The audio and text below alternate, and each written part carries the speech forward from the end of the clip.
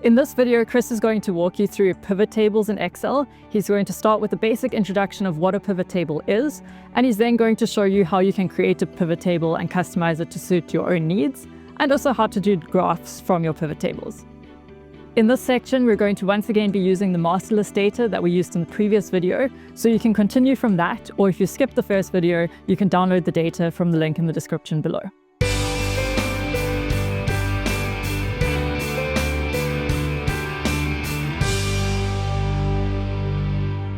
In this session, we're going to show you how to do a pivot table in Excel. And as a way of introduction, I just want to say this about pivot tables. Pivot as a verb means to rotate or to revolve. If you think of your data as a physical object, a pivot table lets you rotate the data summary and look at it from different angles or perspectives. So why do you want to use a pivot table? Want to use a pivot table to summarize the data contained in a lengthy list. Want to use a pivot table to find relationships within the data that are otherwise hard to see because of the size of the data or the amount of detail. You want to use a pivot table to organize the data into a format that's easy to chart. And if you want to work along, the data we're going to use is exactly the same that we used earlier in the shortcut session, is the master list of schools. I'm going to open the master list of schools again and then talk a little bit about the format of the data. That's important. I'm going to use exactly the original format that you downloaded from the DBE website. This is the exact same data set. Let me talk a little bit about the format. When you want to use a pivot table, the data must be in a tabular format. What does that mean? It means that you need to have, as your first row, you need to have the headings of the columns. So you need to have column headings. So you, as a start, tabular means you need to have columns and rows. Second important point about the format of the data, apart from the tabular format, you should have no empty rows or empty columns. That's important when you work with a pivot table. There cannot be empty rows in between the data or empty columns in between the data itself. As a third point, you cannot work with subtotals or with totals when you work with the tabular data. Let me show you an example. If I scroll right to the end of this data, you can't have at the end of the learner, when I have the learner column for each school, you cannot have right at the end here, you can't have a total for learners and a total for teachers. Or you can't have subtotals in between, just the subtotal for the total of learners per district or the total of learners per circuit. You can't have that when you work with a pivot table. So let's start. I want to show you how to create a pivot table, showing you quite a few steps. So step number one, when you start with a pivot table, you start with the data. You start right here. I want to work with all the data. So I can do it in two ways. I can start with the data by using Control A. It selects the entire data set for me. But there in Excel, you don't have to have the Control A every time when you work with the data or you create a new pivot table. You can change this data into a table, because then Excel, once it is formatted as a table, Excel would know that you every time would work with the entire data in that table. So it is a good practice to change this data set into a table format. So, and to do that is Control A. So I want to change this entire data, which I now have selected, into a table. Go to my home, and there is a place in my home tab where it says Format as Table. I like to keep it simple, so I use the first format, which is this one.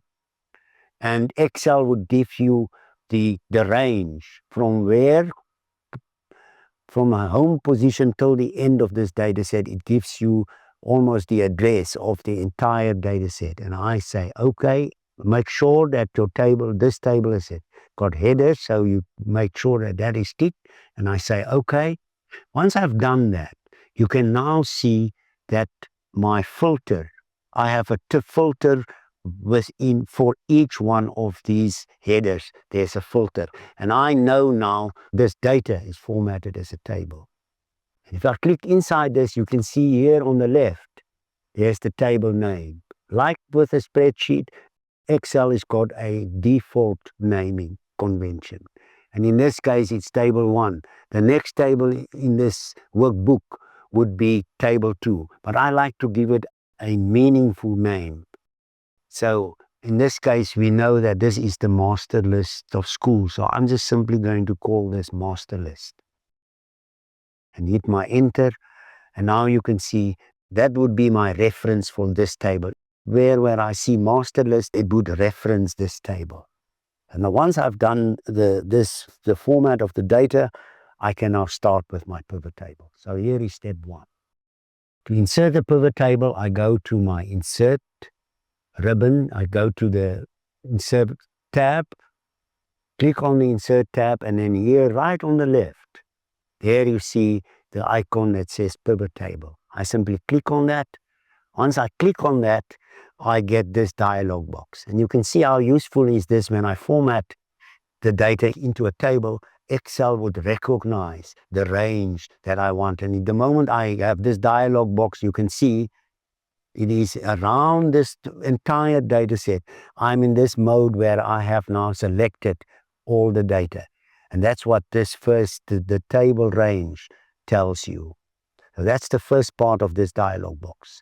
The second part is I can decide where I want to place this pivot table. And the default in Excel is always a new sheet. You can also place it on the existing sheet, but it's not recommended because of there is no real space in here. So I would leave this default selection in Excel, the new sheet, and then simply say OK. So here is the important part in creating a pivot table. On the right, I have the area that I use to build my pivot table. It says the pivot table fields with the areas that I need to populate, that I need to use to build my pivot table. And the area on the left is where I will show my pivot table, where I use this area to build, and on the left where I use to display or to show my pivot table. That's what these areas are. So if I click inside this area on the left, then this is what I use to build that. If I click outside this area, you can see my area on the right disappear. I need to be inside this area here so that this can become part of that where I build. This is where I built the table. This is where I display the table. It's part of that. So I show, and if for whatever reason I sometimes want to get rid of this area because I also want to display something here, I can get rid of this area even if I click inside this. So if I click inside here and I say right click, and here where it says hide or show list, I say hide list, you can see even if I click inside this area, this field list does not appear or does not show. And to get it back, I need to click inside there, right click and say show field list. Now it works again. Inside, it shows, outside, it doesn't show. I can change the structure here on the right.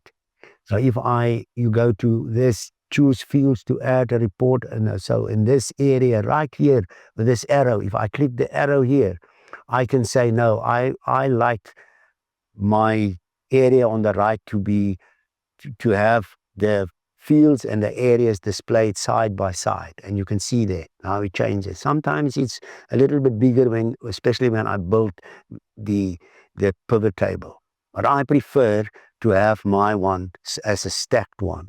My field list and then my area stacked below the field list. So that's how I prefer that, but that's a preference you can decide on. That's the different areas.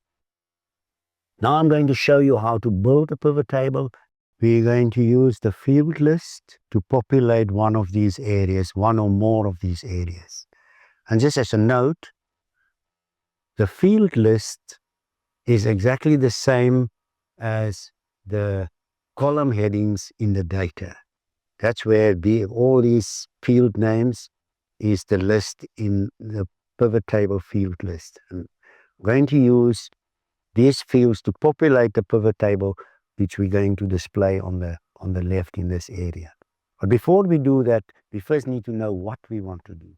A pivot table is a very good tool to summarize data, to write a query to summarize the data. And in this simple exercise, I simply want to know the number of schools by province. I want to use the province variable and put it in the rows area. And to do that, there are two ways to do that.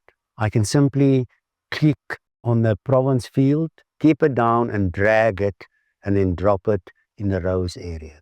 That's one way of doing it, and that's the way that I prefer to do that I can actually determine where I want to put the variable, in which area I want to use it. But there's another way to do that, and to get rid of it again, I can simply click on it in this area and then put it outside. So then that's the way to delete it from the area. But there's another way to do that. If I click on the province, in this case the province variable, and I right click, I can then determine where, in which of the areas I want to put that specific variable. So in this case, if I want to put the province variable in the rows, I simply click on add to rows, and you can see it's exactly the same principle. But like I said, I prefer to drag and drop it in that area and see what happens. The moment I drag it and I drop it in the rows area on the left, it is then displayed and start showing the pivot table. And in this case, you can see the province is then in this table, the rows. So the number of schools by province means that these form the rows in the table. And all that I now need is how many schools, and the number of schools comes from this data. Each row is a school. So Excel would then summarize this for me in what the rows are, in this case provinces. So, and I'm going to use I can use the official school name to do the counting in the values area, but I want to use the NAT EMIS number because every school should have a code, and in this case it's the NAT EMIS number. And I use the NAT EMIS number for a specific reason. So let me drag and drop it, and you can see here it is a funny value that comes up here because I need to fix this. I need to change this calculation right here because instead of summing, the Excel sees it as a number. That's why it used the default as a sum, which is wrong in this case. It should be I want to count each school, so I need to change this as a sum, and I can do it two ways. I can change this formula in two ways. I can change it right here. I like to do the change right here, or I can do it in the table. So let me first show you how to change it right here. If I click on it, you can see this arrow next to this sum of the variable. I click on it, and then I get this dialog, this menu option which says value field settings. I click on that, and then I get this dialog box, which gives me the option to select what I want to do. That's the one way. The other way is that I can go straight to the pivot table, again right click, and then say summarize by, and you can see I have the same list. But I prefer to do it right here because here I can see it's wrong. It should be count of NAT EMIS. I click on that, value field settings, and then I get this list and I say count. Say okay, and now you can see this list. What does this display? What does this tell us? It shows the number of schools by each province in Eastern Cape, and these are real numbers. These are, we can see in this data set we have 24,981 schools. That's what's in this list. So let's change this table. Let's format this pivot table a little bit. The row labels you can see the row labels is actually the province. So I can change that. I can go straight to this table and say, instead of having Excel's default row labels, I can actually write, simply click on row labels and then start writing province. That is the proper heading of that column in this table. Then the count of net emas, Excel just tells you what happened here was use the net emas and count that. But we know that this count of net emas is actually the total schools. So I can simply write and say total schools. That's the first part that I want to change. I also want to format this a little bit better. So if I'm inside this pivot table, I can use the design. And in my design, I have various options that I can use. So again, I'm going to use this one as an example. What I want to do is I want to add a graph to this pivot table. You need to be inside the pivot table because we want to add a graph to this pivot table. Go to my insert button in the main ribbon that I showed you this in the previous video, the Excel interface, the insert. Once I click on insert, I get this cluster of different graphs. And the one that for now, it's a simple graph. The one that I want to use is a simple column graph or a bar chart. And I click on that and I take the first one. And this graph is dynamic. It is linked to this table. But let me first clean this up. You don't really need a total. The same with the Excel's default is just the total. But we know that this is the number of schools by province. So I can change this heading or this title of this graph. And to do that, I click on this title. And then inside the title, I start writing number of schools by province. This is what this graph displays. You can see the rows in the pivot table becomes the x-axis in this graph. In all pivot tables, if you draw a graph to a pivot table, it will always give you these buttons. And I can hide these buttons. So I put my cursor over this first button, I right click, and then I get these menu options. And the one that says hide all field buttons on chart is the one that I use. I click on that and you can see now I have, although it's still linked to the pivot table, it doesn't show those buttons on the graph. I can ask the pivot table to sort this from the highest to the lowest, from the largest to the smallest. So I can go into this pivot table and you need to be in this column with in the total column. If I right click and then I say sort, and I can say from largest to smallest. See what happens now. I click that. Now you can see how Excel would arrange this from highest to lowest. If I put this in a report, I not always necessarily would have this pivot table with me or the numbers displayed in a table. So I can put a label on each one of these series or each one of these bars. So, and to do that, I click on any bar, I right click, and where it says add labels in this menu option, I simply click on add labels and see what happens.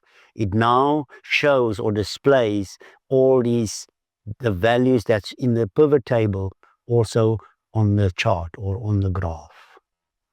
I can change any of these using a format. So if I want to change the colors of these columns, I click on any one, right click, and in Excel, always the last option is the format option of that specific object in the graph. So in this case, it is I want to format the data series. So I click on that.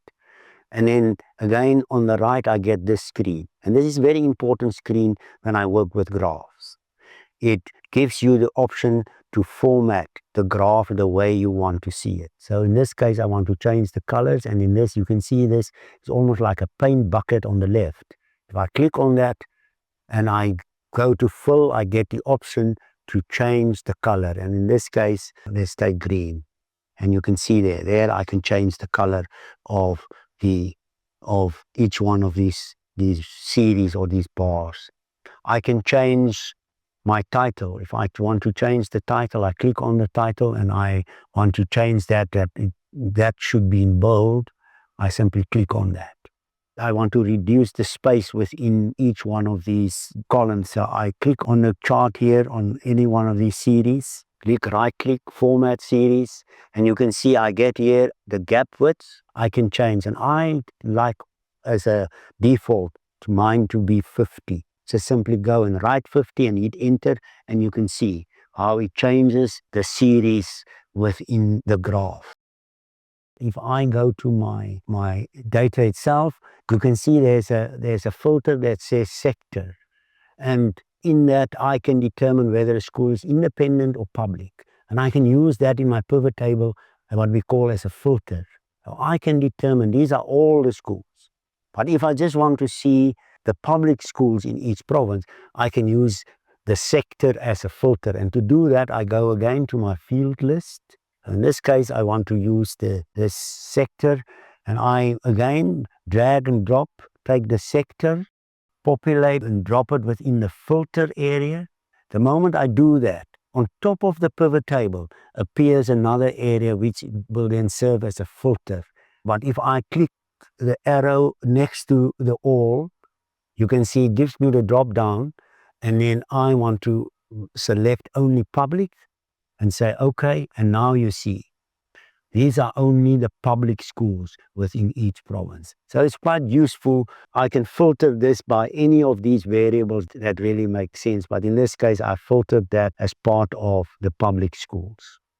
Two things that I still want to show you on this pivot table. You can see once I start right in the beginning, when I started to create and to draw the pivot table, Excel automatically opens up a new sheet. And then again, it is sheet 1. It gives a default sheet 1. And because I work with the schools by province, I give it a proper name. So I right click on it, rename, and in this case, it's the number of schools. In this case, it's just schools. And I use an underscore province. So I know that in this pivot table, I have created a pivot table, a number of schools by province. It just makes sense when you come back 10 years from now, you know exactly what's within that worksheet. And then the last thing I want to show you here, every time you make a change in an Excel workbook, you need to save it. So, and I simply have here is my quick access toolbar.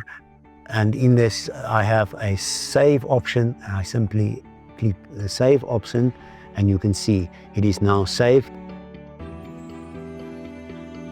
This is my introduction on how to create a pivot table, and I hope it's helpful and useful for you. Thank you very much.